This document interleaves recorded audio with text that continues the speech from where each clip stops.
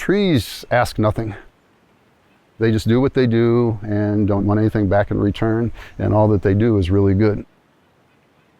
This is what's saving the planet, quite honestly, are the forests.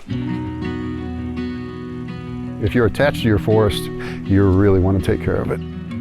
Each generation is a custodian. I'm just a caretaker. I'm just here for this point of time, and then I pass it on to others. I'm just really grateful for the people who have done it up to this space.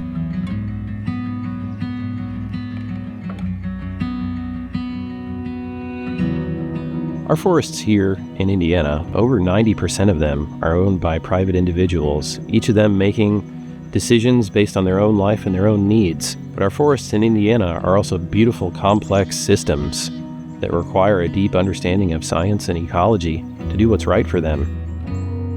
The forests themselves have so much value, and so there is definitely an incentive from all of us to keep forests intact, keep them healthy and functioning so that they're going to be viable for future generations. The Forest Bank, it's a working forest program that works with private landowners to help direct the future long-term management of their property. My name is Rick Schrimper. I currently own 40 acres here in Brown County, Indiana.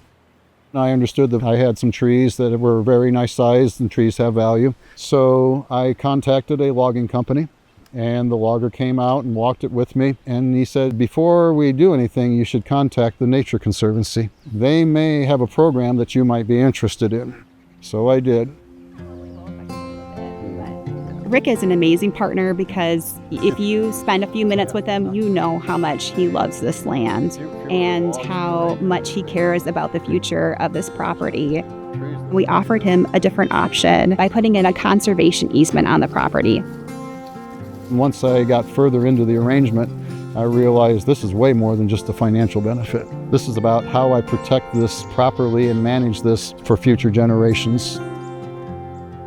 It's a collective ability of small owners to work together and just say, my piece matters. It's not 10,000 acres, it's 40 acres. But if we get landowners working together, you then have thousands of acres being protected, and every acre matters. My name's Charles Hetrick. I grew up on this farm, which is in West College Corner, Indiana. It's about 300 tillable acres, about 100 acres of woods.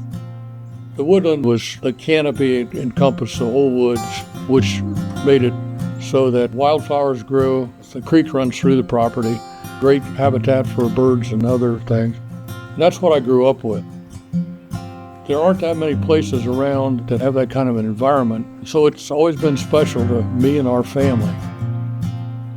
As we began to look at what to do with assets and set up our estate plan, there's no counsel we could find on what to do with woods or something that was really special to you, you wanted to preserve in its current state. If you sell it, somebody probably harvest the trees. We didn't want that to happen, so currently have worked with the Nature Conservancy for years to address that. The Forest Bank is a way to provide that long-term vision and that assurance that we will do the right thing based on the science as we understand it, and we'll keep managing the forest forever. The woods is going to continue to be in good hands, and I don't have to worry. I can feel like I've done my job for the Hetrick family by maintaining the place that was so special to all of us.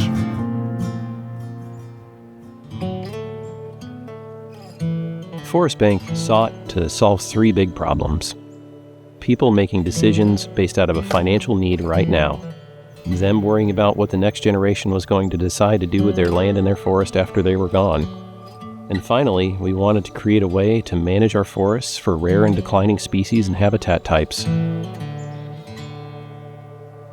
This is Wallow Hollow Woods. It's an outstanding example of oak woodland management.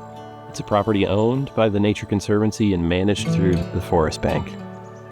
We need to manage the forests that we have to recreate the disturbances that aren't happening on the landscape anymore and fix the problems that we're dealing with today.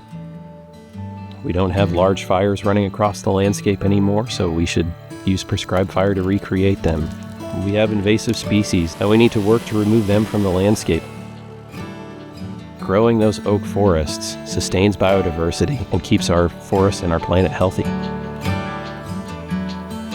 By doing this work, we're going to ensure that our children and future generations are going to have healthy forests. They're going to see the same wildlife that we see commonly today.